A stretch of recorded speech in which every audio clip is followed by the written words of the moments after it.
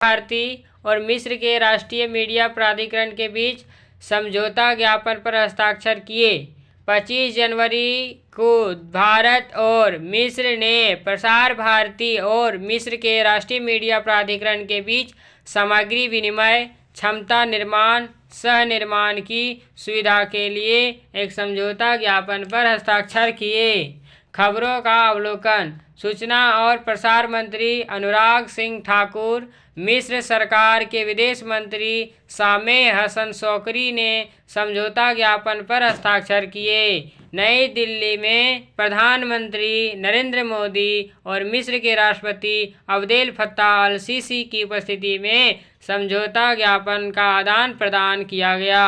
इस समझौता ज्ञापन के दायरे में दोनों देशों के प्रसारक द्विपक्षीय आधार पर विभिन्न शैलियों के खेल, समाचार और संस्कृति, मनोरंजन और कई अन्य क्षेत्रों में अपने कार्यक्रमों का आदान प्रदान करेंगे और इन कार्यक्रमों को उनके रेडियो और टेलीविज़न प्लेटफॉर्म पर प्रसारित किया जाएगा।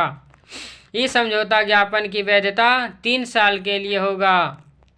मिस्र का अरब गणराज्य। मिस्र एक अरब देश है जो अफ्रीकी महाद्वीप पर स्थित है और राष्ट्रपति यहाँ के हैं अब्देल फत्ताह अल सीसी। राजधानी यहाँ के है काहिरा। मुद्रा यहाँ की चलती है मिस्र और पाउंड, है ना। अगला टॉपिक पे हम लोग चलते हैं। अगला टॉपिक क्या है? अगला टॉपिक है हमारा राष्ट्रपति मुर्मू ने सशस्त्र बलों के जवानों को 412 वीरता पुरस्कारों को मंजूरी दी।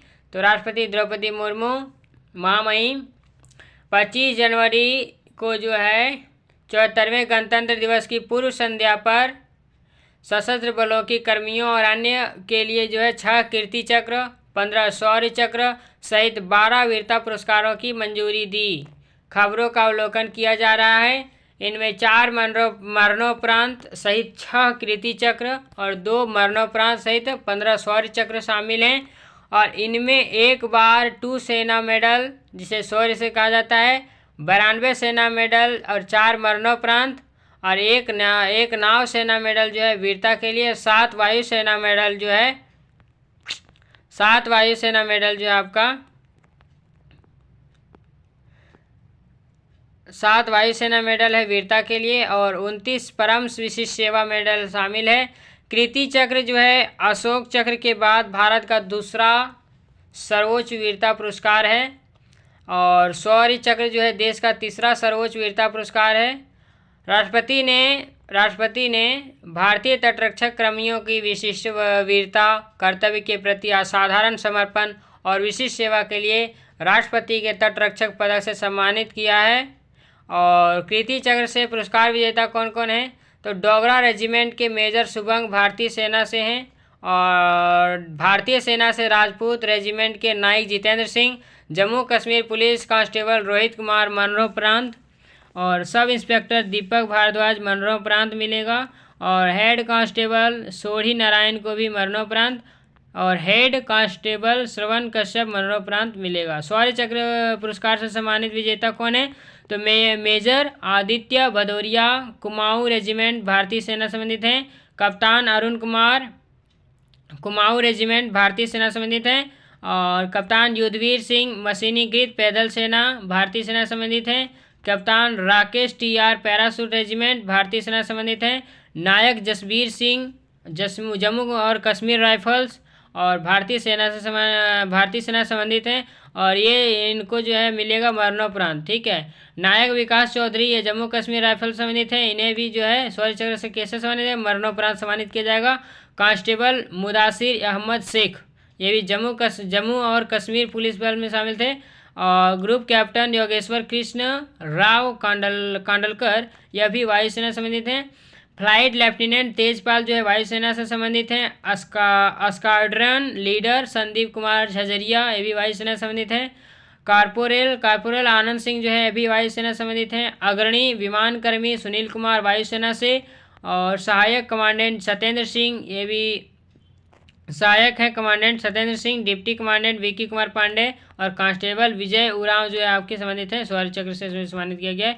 अब है बार 2 सेना मेडल जिसे शौर्य से संबंधित है, मेजर राकेश कुमार और भारतीय सेना संबंधित है। और नौसेना पदक में शौर्य के लिए जो है स्वर्गीय CDR निशांत सिंह को मरणोपरांत मिलेगा, नौसेना से संबंधित है। और भारतीय वायुसेना पदक जो है शौर्य से संबंधित है, विंग कमांडर वायुसेना पदक में शौर्य से संबंधित विंग कमांडर सुमेध अशोक जामकर जो है वायुसेना संबंधित है। स्क्वाड्रन लीडर कृष्णा कुमार सिंह जो है वायुसेना से संबंधित हैं। कनिष्क वारंट अधिकारी श्रीकांत बोनम जो है वायुसेना संबंधित है। सार्जेंट पंकज कुमार राणा जो है वायुसेना संबंधित है। और कारपोरल सत्येंद्र कुमार जो है वायुसेना से हैं। कारपोरल एंथोनी मांगखाम जो है वायुसेना से हैं। अग्रणी विमानकर्मी रविंदर सिंह जो है वायुसेना से हैं। उत्तम युद्ध सेवा मेडल से सम्मानित कौन कौन है? तो लेफ्टिनेंट जनरल रामचंद्र तिवारी जो है भारतीय सेना संबंधित है। लेफ्टिनेंट जनरल अनिंदिया सेन गुप्ता जो है भारतीय सेना संबंधित है। लेफ्टिनेंट जनरल अमरदीप उजाला जो है भारतीय सेना से संबंधित हैं। ये मुख्य टॉपिक थे। अगला टॉपिक हम लोग चलते हैं। न्यूजीलैंड पर जो है 3-0 सीरीज जीतकर भारत ICC रैंकिंग पर नंबर 1 वनडे टीम बना है। क्रिकेट में जो बात करें तो भारत ने इंदौर के होलकर स्टेडियम में न्यूजीलैंड के खिलाफ जो है सीरीज जो है 3-0 जीतने के बाद जो ICC पुरुषों की जो ODI रैंकिंग जो है भारत शीर्ष पर पहुंच गया है। और खबरों का अवलोकन करेंगे तो रोहित की अगुवाई वाली टीम इंडिया ने तीसरे मैच में न्यूजीलैंड टीम को 90 रनों से हरा दिया।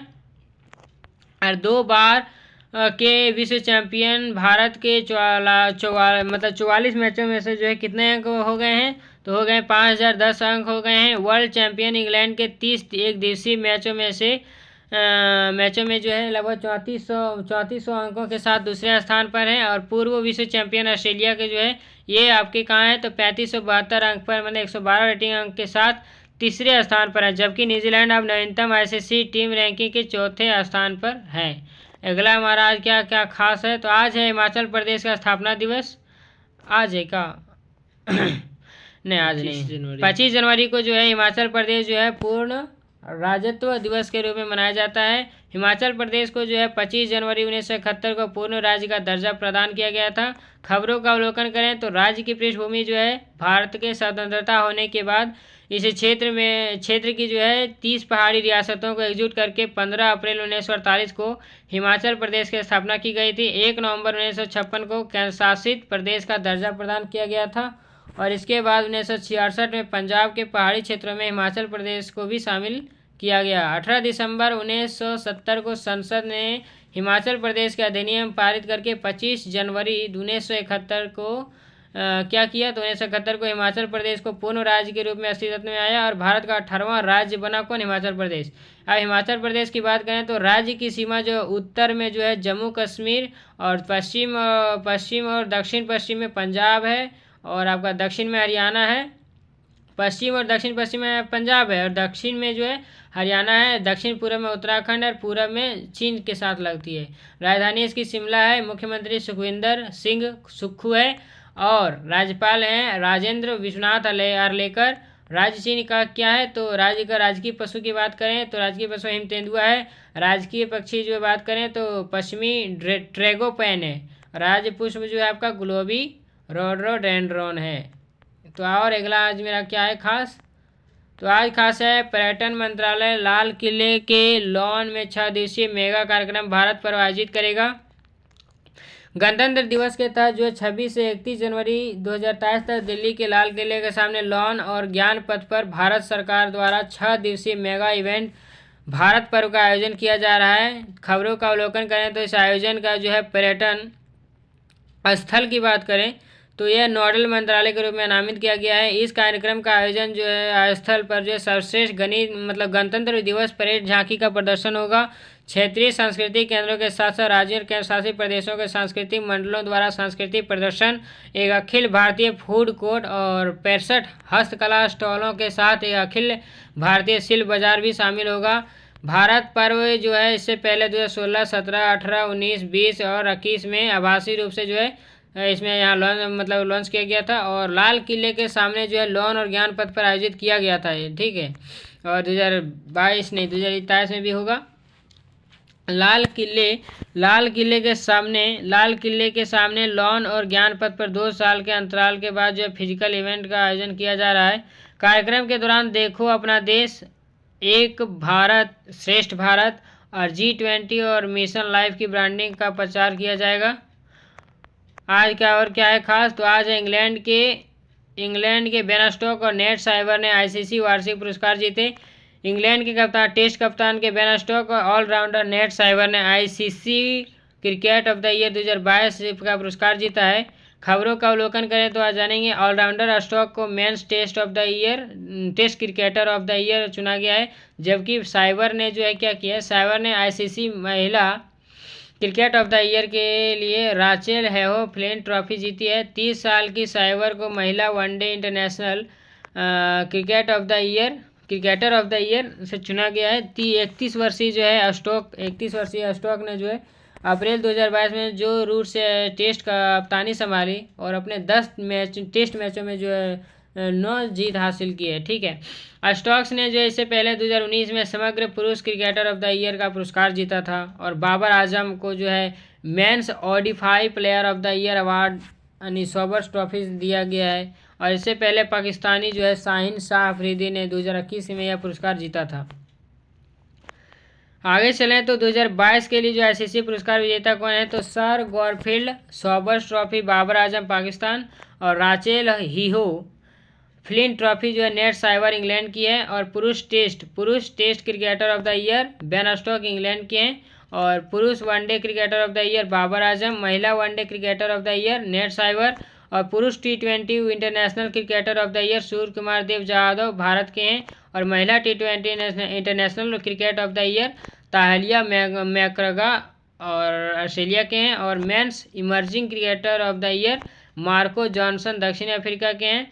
महिला emerging cricketer of the year Renuka Singh Bharat के हैं। Men's associate cricketer of the year Gerhard Erasmus Namibia के हैं, इरास में है, ठीक है। महिला associate cricketer of the year Esha Oza Bharat के हैं। डेविड शेफर्ड ट्रॉफी जो आपका रिचर्ड इलिंगवर्थ इंग्लैंड के हैं। Spirit of the cricket award जो है आपका आसिफ शेख नेपाल के हैं, ठीक है। ये रहा हमारा अगला टॉपिक। आज का और कुछ है खास क्या, तो यह आज खास है अंतर्राष्ट्रीय सीमा शुल्क दिवस जो 26 जनवरी को दुनिया भर में जो एक अन्य महत्वपूर्ण दिन मनाया जा रहा है, जिसे अंतर्राष्ट्रीय सीमा शुल्क दिवस कहते हैं। इस आज के खबर का अवलोकन करें तो इस दिन जो है सीमा शुल्क एजेंसियों की भूमिका जो महत्वपूर्ण योगदान किया जाता है। यह दिन जो है अधिकारियों को योगदान के साथ साथ चुनौतीपूर्ण कार्यों के परिस्थितियों को भी चिन्हित करता है कि सीमा पार जो है माल को सुचारू प्रवाह में सीमा शुल्क जो एजेंसी है उनके लिए महत्वपूर्ण भूमिका निभाती है अपने कार्यों में। तो 2023 की जो अंतर्राष्ट्रीय सीमा शुल्क दिवस का जो विषय है जिसे थीम कहते हैं, तो अगली पीढ़ी का पोषण, सीमा शुल्क में ज्ञान साझाकरण और पेशेवर गौरव की संस्कृति को बढ़ाना है। और दिन की जो पृष्ठभूमि है तो क्या है, तो इसी दिन की शुरुआत जो है पहली बार 1953 में हुई थी और पहली बार जो सीमा शुल्क सहयोग परिषद CCEC के द्वारा पुष्टि भी की गई थी। सत्र का उद्घाटन जो है ब्रसेल्स बेल्जियम में किया गया था और इनमें 17 यूरोपीय देशों से आए कई प्रतिनिधि ने भाग लिया था। और बाद में जो 1984 में CCC का नाम बदलकर विश्व सीमा शुल्क संगठन कर दिया गया और वर्तमान में WCO दुनिया भर में 182 देशों में शामिल है। मतलब इसमें जो है सदस्य कितने 182 देश शामिल हैं WCO में। और इस दिन का महत्व क्या है, तो कस्टम विभाग यह है जो देशों के बीच जो एक मजबूत संबंध बनाती है। और सीमा शुल्क विभाग एक ऐसी एजेंसी है जो टैरिफ एकत्र करती है और माल को जो है सीमाओं के पार प्रवाह का प्रबंधन करती है। यह दिन जो है सरकारी प्रतिभूतियों को रखने के लिए और सीमा शुल्क एजेंटों को दी जाने वाली कड़ी मेहनत की याद दिलाता है। और कुछ है खास, तो हमारा है खास गणतंत्र दिवस 2023 की जो है इस साल की परेड में पहली बार घटनाओं की गवाह बनी।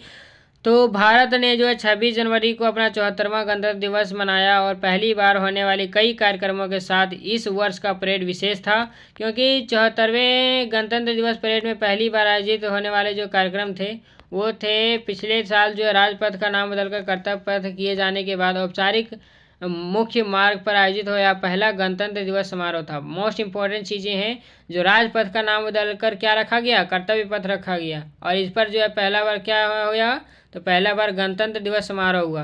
पहली बार जो है 12 महिला, है ना, पहली बार 12 महिला सवार सीमा सुरक्षा बल BSF के ऊंट के दल और सशस्त्र बलों के साथ 16 मार्च दल की हिस्सा थी। और दूसरा आपका 25 पाउडर बंदूकों के साथ पुरानी तोपें, और पारंपरिक रूप से गणतंत्र दिवस समारोह के दौरान 21 तोपों की सलामी के दौरान गरजती है। और इस साल जो है 105 mm भारतीय फील्ड गन से बदला गया है। सिग्नल कोर की बात करें तो इसमें डेयर डेविल्स और मोटरसाइकिल राइडर्स की एक टीम, जिसका सह नेतृत्व एक महिला अधिकारी ने किया, जो पहली बार परेड की ऐसी हिस्सा बनी महिला। हवाई शो में 9 राफेल विमान और नौसेना के IL-38 ने पहली बार शामिल हुआ। और IL-38 विमान के अलावा IL-38 विमान के अलावा जो है भीम और बजरंग जैसी संरचनाओं ने पहली बार कर्तव्य पथ पर अपना क्या किया, प्रदर्शन किया। पहली बार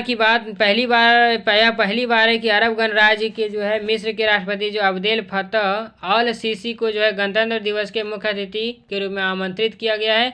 और मिस्र की सेना की एक सैन्य टुकड़ी ने भी पहली बार गणतंत्र दिवस परेड में भाग लिया। और बीटिंग रिट्रीट सेरेमनी 2023 के दौरान नॉर्थ और साउथ ब्लॉक के अग्रभाग पर पहली बार जो है 3D एनामॉर्फिक प्रोजेक्शन का आयोजन किया गया।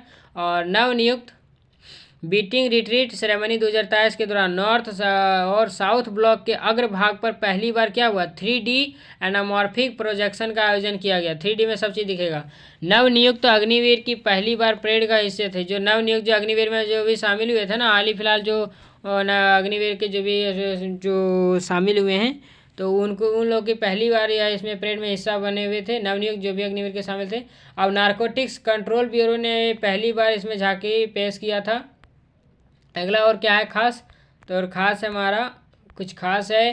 केंद्रीय स्वास्थ्य मंत्री ने दुनिया के पहले इंट्रानेजल कोविड-19 वैक्सीन पहले तो कोविन पढ़ रहे थे, अब यहाँ देखिए N हो गया है, और कोवैक्स का अनावरण किया है। केंद्रीय स्वास्थ्य मंत्री ने मनसुख मंडाविया ने 26 जनवरी को नई दिल्ली में दुनिया के पहले इंट्रानेजल कोविड-19 वैक्सीन को एनाकोवैक का अनावरण किया है। और खबरों की बात करें तो वैक्सीन को केंद्रीय विज्ञान और प्रौद्योगिकी राज्य मंत्री यानी स्वतंत्र प्रभार डॉक्टर जितेंद्र सिंह की उपस्थिति में लॉन्च किया गया है। इसे भारत का बायोटेक और इंटरनेशनल लिमिटेड BBIL ने बायोटेक्नोलॉजी इंडस्ट्री रिसर्च असिस्टेंस बिरा के सहयोग से विकसित किया गया है। वैक्सीन की प्रति वर्ष जो है कई मिलियन खुराक की प्रारंभिक निर्माण क्षमता जो स्थापित की गई है, इसे आवश्यकता अनुसार 1 बिलियन खुराक तो बढ़ाया जा सकता है। इन कोवैक्स की कीमत जो है 325 रुपये प्रति खुराक रखी गई है। 9 सितंबर 2022 को भारत बायोटेक के इन कोवैक्स दुनिया का पहला नेजल कोविड-19 वैक्सीन वयस्कों को आपातकालीन उपयोग के लिए अनुमोदित किया गया था। और 28 नवंबर 2022 को भारत बायोटेक ने घोषणा की कि वयस्कों में प्रतिबंधित आपातकालीन उपयोग के लिए वैक्सीन को मंजूरी दे दी गई है। और इन कोवैक्स वैक्सीन के बारे में क्या है खास, तो जानते हैं।